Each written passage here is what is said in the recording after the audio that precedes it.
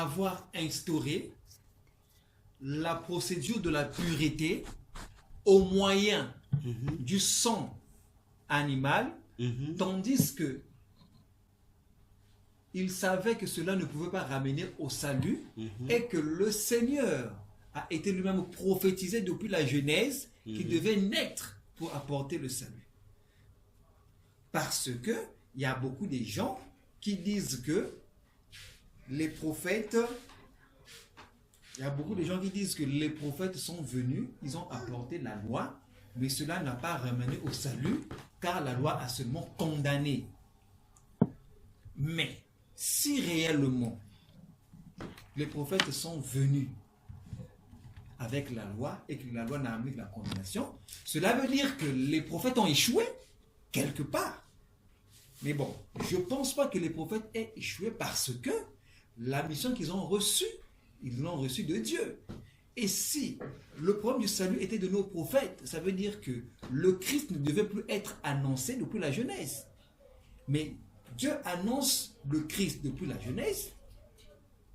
Il prophétise un sacrifice qui devait être fait pour sauver l'humanité. Mais avant que ce sacrifice n'arrive, une procédure de pureté est donnée où les hommes doivent donner en sacrifice le sang animal pour se purifier. C'est ce niveau-là. C'est simple. C'est simple. C'est très simple. Pourquoi? Tout commence à la chute d'Adam et Ève dans le jardin. Tout commence là-bas. Genèse 3. Lorsque l'homme pêche, à partir de Genèse 3, à partir du verset 22 jusqu'à 24, Dieu tue un animal. Et Hébreu précise, parce que dans nos Bibles, dans les traductions, on dit soit un animal. Il y a la précision hébraïque. On dit, Dieu tue un agneau. Et à partir de l'agneau là, Dieu va prendre la peau de l'animal, il va faire revêtir Adam et Ève pour couvrir leur nudité. Ok? C'est un message pour Dieu qui parle du pardon des péchés. Pourquoi? Parce que le revêtement de la peau de l'animal cache la nudité. Bien sûr, mais attention, c'est la peau fraîche d'un animal qui vient d'être tué. Donc cette peau-là est sanglotante. Cette peau contient ce qu'on appelle du sang de l'animal. Tu t'imagines? Ça contient le sang. Donc, or, sur la peau, nous avons des pores. Or, lorsque la peau de l'animal saignant est sur toi, ça te couvre ta nudité. Mais le sang là rentre où? Ça rentre dans tes pores, ça rentre au-dedans de toi. Et automatiquement, ça donne un message. Qui dit quoi? Adam était mort, lui et Ève. L'effet que le sang de l'animal entend en eux, ça communique la vie. Donc, on parle en même temps de la mort d'Adam et de sa résurrection par le sang. Parce qu'il est dit que l'âme de la personne se trouve dans le sang. Donc, depuis Éden, Dieu a déjà donné une configuration. Que le pardon des péchés, disons, la purification, doit être effectuée au moyen du sang d'un animal expiatoire. Et toutes les générations passées, les prophètes sont venus. Dieu dit, venez verser l'animal, prenez tel animal, apportez pour le pardon des péchés. Ils apportaient. Alors, lorsque Jésus vint, qu'est-ce que Jésus vient faire? Il dit, je ne suis pas venu abolir la loi. Non. Mais venir l'accomplir. Oh. Mais comment ça? Il nous dit, je ne viens pas abolir. Mais je viens accomplir la loi. Donc, Jésus nous prophétise que la loi qui a été donnée était une prophétie. Parce que si on ne vient pas abolir, on vient accomplir. Or, on ne peut que parler d'accomplissement s'il y a eu information ou prophétie proprement dite qu'on doit réaliser. Mais il vient réaliser quoi dans la loi? Il vient réaliser les rituels qui ont été donnés pour la purification du péché. C'est pour cette raison que même depuis l'Ancien Testament, cela avait été annoncé. Mais les gens ne prêtent pas attention. Prenons Proverbe. On va commencer par Salomon. Prenons Proverbe.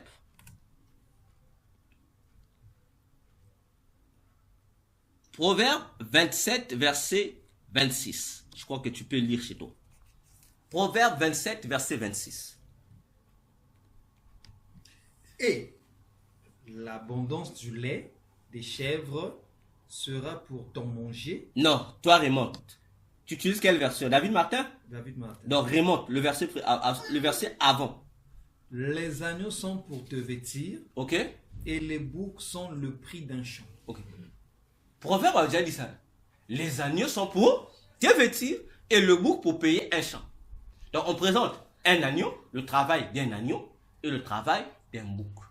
Mais si tu rentres dans le sacerdoce lévitique, ce sont les deux animaux qui étaient utilisés pour la purification du péché. On apportait les agneaux et on utilisait le bouc qu'on appelait le bouc émissaire. Après, on posait les mains, c'est le bouc qui était renvoyé au désert. Jean-Baptiste, lorsqu'il voit Jésus, dans Jean 1, verset 29, il dit, voici l'agneau de Dieu qui ôte le péché du monde. Ok? Maintenant, on va revenir. Je reviens dans le jardin d'Éden. Adam et Ève ont péché. Dieu dit, le jour où vous mangerez, vous mourrez. Mais Dieu va faire quoi? Va faire revêtir les vêtements. N'est-ce pas? Et le sang qui doit couler doit faire quoi? Va rentrer chez Adam. Mais le sang qui va rentrer chez Adam doit faire quoi? C'est pourquoi Dieu dit, dans l'Ancien Testament, les sangs des animaux n'ôtaient pas. Ça faisait quoi? Ça couvrait. Maintenant, Jésus vient, comme c'est lui le véritable agneau en question. Il doit faire quoi? Il doit créer, il doit faire quoi? Il te révèle d'abord. Pourquoi? Il doit te communiquer sa vie. Afin qu'en retour, il puisse soutirer le poison qui est dans ton corps. Tu vois? Donc, il te communique sa vie. En retour, il soutire le poison du péché qui est chez toi. C'est ce que veut dire ôter. Il vient, tu le révèles, il enlève, il ôte le péché. Raison pour laquelle, toujours dans l'Ancien Testament, tu vas lire, prenons le puissant cette fois-ci. Prends le puissant 50. Le puissant 50. Dieu va parler. Prenons à partir de verset 7 jusqu'au verset 15. Puissant 50, verset à 15. Écoute, ô mon peuple, je parlerai. Entends, Israël, et je te sommerai. Je suis Dieu, ton Dieu, moi. Je ne te répondrai point pour tes sacrifices, ni pour tes holocaustes, qui ont été continuellement devant moi. Je ne te prendrai point de veau de ta maison, ni de bouc de tes parcs, car toute bête de la forêt est à moi, et les bêtes aussi qui pèsent en 1000 montagnes, et les bêtes qui pèsent en 1000 montagnes.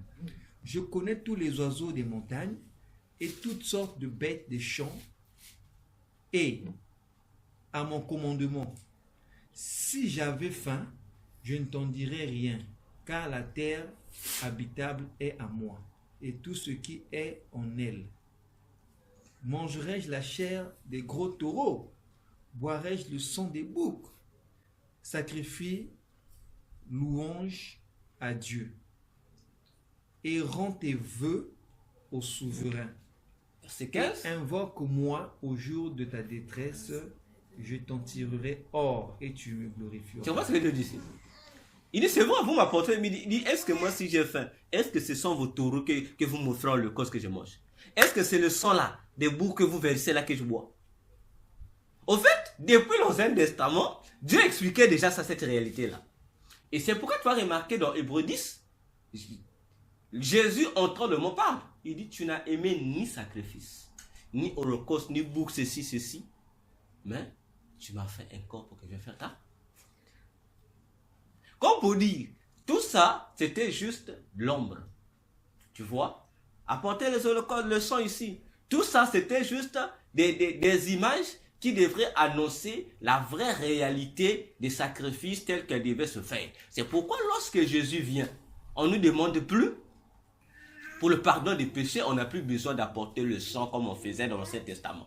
Parce que Hébreux 9 dit, ce n'était que l'ombre des choses à venir. C'est comme on dit, ce n'était qu'un projet. Non, la réalité du projet, l'exécution du projet, c'est avec Jésus. C'est pourquoi on dit, si tu veux avoir le pardon du péché, il faut aller demander à Jésus. C'est maintenant le sang de Jésus qui fait quoi? Qui vient, qui te nettoie. C'est parce que c'est lui l'animal d'expiation. Comme disait 1 Jean 2, verset 1 à 2, pour les croyants et pour le reste du monde. D'ailleurs, si je monte encore, cette pratique-là, dans l'Ancien Testament, les gens aujourd'hui, dans nos traditions, ça persiste, non? Les féticheurs en font, non? Les occultistes en font, non? Mais pourquoi les occultistes n'expliquent pas la réalité de ça? Lorsque tu apportes tel animal pour tel pour le versement du sang ou de ceci ou de tel rituel. Mais la réalité, c'est que l'animal que tu apportes là représente une personne, sans pour autant que les occultistes te le disent. Le sang que tu verses, c'est le sang de quelqu'un que tu verses. Vois-tu? Donc, c'est comme ça que les choses se passaient. Et dans le Nouveau Testament, Dieu maintenant a montré la réalité. Il dit, voilà, ce que vous êtes en train d'offrir, voilà ce que ça voulait dire. Voilà ce que ça veut dire. Le sang là, voilà ce que ça voulait dire. C'est pourquoi depuis l'Ancien Testament, Dieu a dit, personne ne devrait manger la chair et le sang. Pourquoi? Parce que si la vie se trouve dans le sang, toi l'humain, tu es déjà pécheur. Qu'est-ce que ta vie? Ta vie là, ça veut dire que tu n'as plus de vie. Donc ton sang, si quelqu'un mange de ton sang, ça veut dire que tu ajoutes encore le malheur, la mort. Et le seul sang pur qui a été recommandé aux gens de boire, et la seule chair digne d'être consommée, c'est la chair de Jésus et le sang de Jésus. Parce que ça te donne la vie. Dès que tu manges ça, ça produit le renouvellement. Ça produit le renouvellement. C'est pourquoi, physiquement parlant, il n'y a pas un produit qui crée le sang dans le corps de l'homme. Il n'y en a pas. Il n'y en a pas. Il n'y a pas un produit pharmaceutique ou quoi qui crée le sang dans le corps de l'homme. Il n'y en a pas. Maintenant ajouter. C'est pourquoi, lorsque on peut essayer de vous prendre des produits, non ça c'est pour le sang, tout ça. En fait, en réalité, c'est juste des petits remontants. C'est pourquoi lorsqu'on arrive dans une phase où on dit que vraiment la personne n'a plus le sang, il n'y a aucun produit de la pharmacie qu'on va te recommander. Obligatoirement, on va chercher quoi? Il faut qu'il y ait une transfusion sanguine. Donc, il faut qu'on prenne le sang de quelqu'un pour remettre dans le corps. Voilà, physiquement, en fait, c'est explicable. Il faut seulement ça. Et spirituellement, c'est ça. Pour avoir le pardon des péchés, il faut seulement le sang de Jésus. Parce que non seulement que ce sang couvre, mais ce sang ôte en même temps. Donc ça te revêt et ça. L'objet du revêtement, c'est pour soutirer, enlever ça. Pour que le péché ne soit pas en toi. Or, le sang de l'animal, en termes normaux, ça ne purifiait pas, ça couvrait. C'est un animal. L'animal n'a pas de vie. L'animal ne peut pas donner la vie. C'est pourquoi son sang, le sang, ça couvre seulement. Donc, dès qu'on voit seulement le sang, bon, ça donne l'idée à Dieu. A dit, bon, le sang que je vois, je dis que la personne veut donner pardon, mais ça reste. Mais Jésus, lorsqu'il vient, il dit non. Il dit, il faut que ce soit le sang de Dieu pour sauter le péché. Tac, ça quitte le vrai animal. Donc, voilà pour répondre à ta question.